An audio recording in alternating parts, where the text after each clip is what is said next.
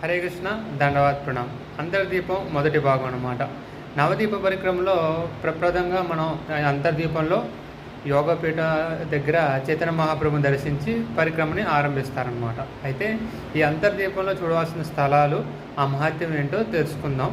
అయితే ఈ అంతర్దీపంలో చైతన్య మహాప్రభు వారి యోగపీఠం, అలానే శ్రీవాస్ అంగన్, అద్వైతాచార్య ఇల్లు, గదాధర అంగన్, శ్రీ మురారిగుప్త శ్రీపీఠం, అలానే భరద్వాజ్ తిల, నంద అంగన్, ఈ ప్రదేశాలని మనం అంతర్దీపంలో చూడవలసిందే అనమాట. అలానే ఈ అంతర్దీపాలని వ్రజమండలిలో ఉన్న గోకుల మహావనంతో పోలుస్తారు, ఎక్కడైతే కృష్ణుడు జన్మ తీసుకున్నాడు.